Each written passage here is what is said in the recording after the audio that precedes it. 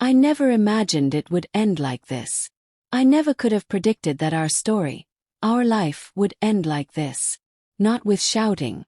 Not with slammed doors or broken plates or desperate pleas. No, it ended far more quietly than I ever imagined, like a candle going out on its own, after a long and unnoticed flicker. His name was Marcus. We'd been together for over a decade. Through late-night feedings and whispered dreams, through the clatter of dishes and the ache of disappointments, we'd built something that once felt unbreakable. But that night something finally gave way. I hadn't planned to say it. Maybe it had been circling my mind for weeks, maybe even months. But I hadn't rehearsed it, hadn't thought through what would follow. It just rose up out of the stillness between us, like a truth that had grown too heavy to keep buried. I can't keep living this way. I whispered it more to the quiet corners of my soul than to him, but my voice carried just enough for him to hear. I had braced myself for a storm. For anger, for confusion, maybe even desperation. Fight. Tears. Something. Anything. Some kind of proof that we still mattered, even in ruin. But what I got instead was silence. Marcus didn't flinch. He didn't argue. His eyes didn't flash with rage or cloud with sorrow. They were still. Me.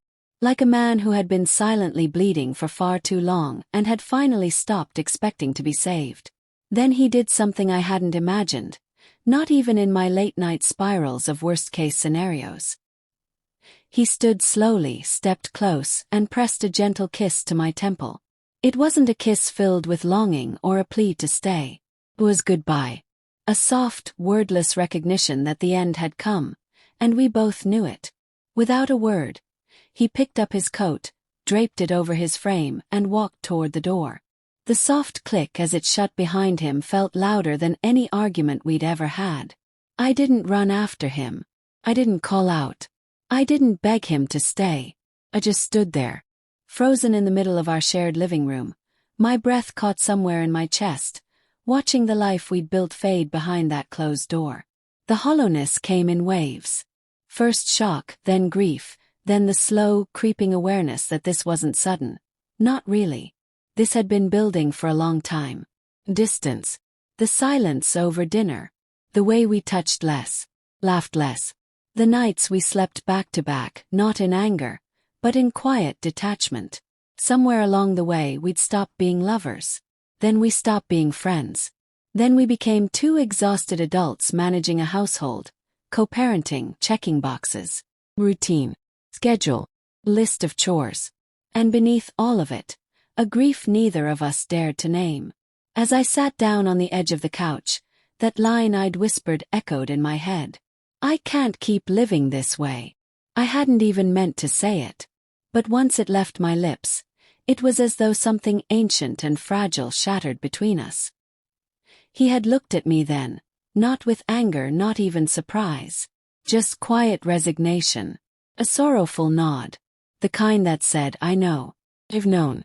And then he walked away. The next morning hurt more than I thought it would. The children were up early, giggling and chasing each other down the hallway.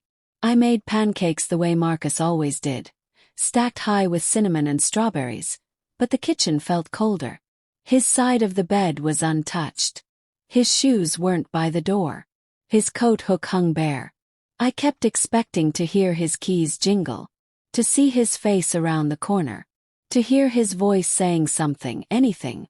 But there was only silence. That first week was the hardest.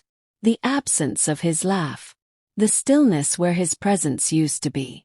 Even the quiet way he'd refill my coffee cup in the morning. I missed him. Not just the man he had been, but the way he used to make me laugh in spite of myself. The way his hand would find mine without needing to be asked. The comfort of knowing we were trying, together. Even when everything else was chaos. But we hadn't been trying for a long time. I think we both stopped long before I found the courage to say it out loud. That was the real tragedy.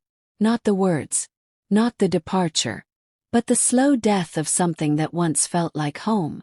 Now I move through the days differently. I'm learning to sit with the silence. To breathe through the stillness. To forgive myself for not speaking sooner. Our love didn't end in fire. It ended in stillness. Kiss on the temple. And a door that closed without a sound. But maybe that's okay.